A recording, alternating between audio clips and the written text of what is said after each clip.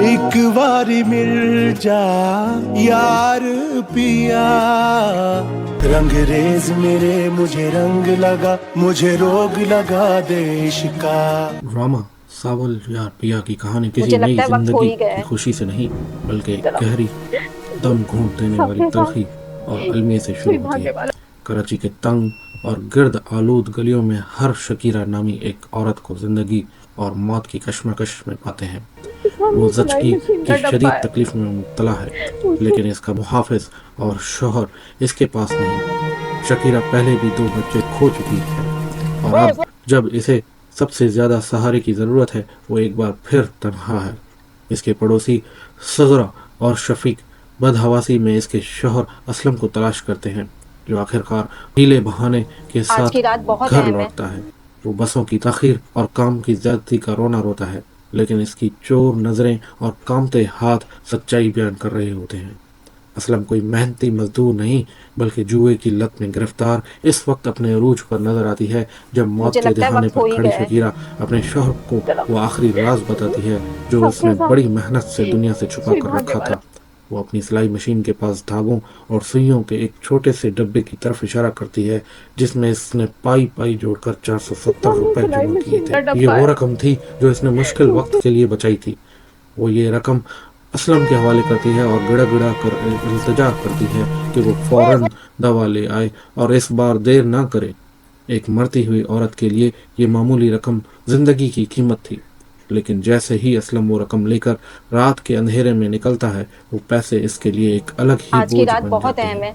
रास्ते में इसे निसार नामी एक नशई मिलता है जो इसे जुए के अड्डे की तरफ उकसाता है और असलम के कानों में शैतान की तरह सरगोशी करता है कि इन चंद रुपयों से क्या होता है, क्या ताजमहल बने। सामने आता है एक तरफ शकीरा की चीखें हैं और दूसरी तरफ मूसा के अड्डे की मधम और लरजती रोशनियों में असलम अपनी बीवी की जिंदगी पर जुआ खेल रहा है।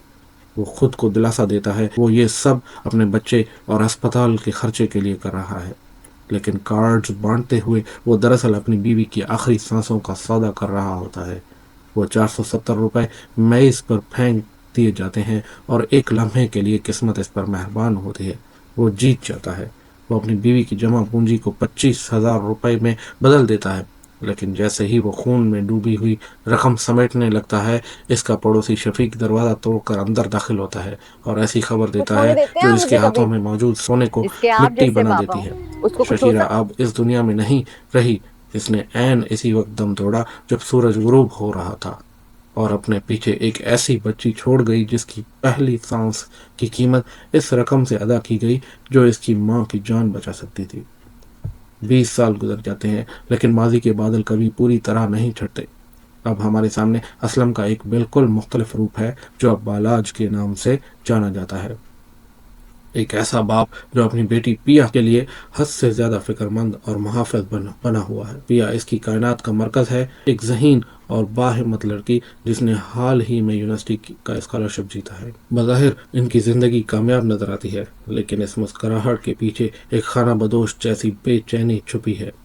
पिया अपने बाप से नाला है क्योंकि इसे याद भी नहीं कि उन्होंने कितनी बार घर बदले, महल्ले छोड़े, दोस्तों को पीछे छोड़ा है। इसका बाप एक ऐसा शख्स है जो मुस्तकिल फरार की हालत में जी रहा है, जो किसी साए के को करीब महसूस करते ही अपनी जिंदगी डब्बों में बंद कर लेता है। वो बहाना बनाता है कि वो पिया के कबूतरों के लिए बड़ा सहन या बेहतर घर चाहता है, लेकिन सच ये है कि वो इस कर्ज से भाग रहा है जो कभी खत्म नहीं होता।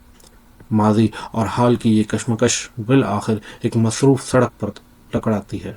पिया की कामयाबी का जश्न मनाते हुए बालाज को माजिद अली नामी एक पुराना वाकिफ का पहचान लेता है। सखर की पुरानी जिंदगी और शकीरा के अलमिया का जिक्र बालाज को शदीद खौफ में मुब्तला कर देता है। वो पिया को घसीट कर वहां से भाग निकलता है। इस हैरत में और शक में छोड़ देता है। इसी दौरान एक नया किरदार सामने आता है, सांवल। वो सेठ दाऊद का एक खतरनाक कारिंदा है जो तशद्दुद और अंधेरों की दुनिया का बासी है। सांवल एक ऐसा शख्स है जिसे सिर्फ उदास धुनों में सुकून मिलता है, जिसका दिल बरसों पहले इसी शख्स ने तोड़ा था, जो अब एक शरीफ बाप बनने की कोशिश कर रहा है। किस्त का इख्तिताम एक खौफनाक मोड़ पर होता है। नया वर्कशॉप खरीद लिया गया है।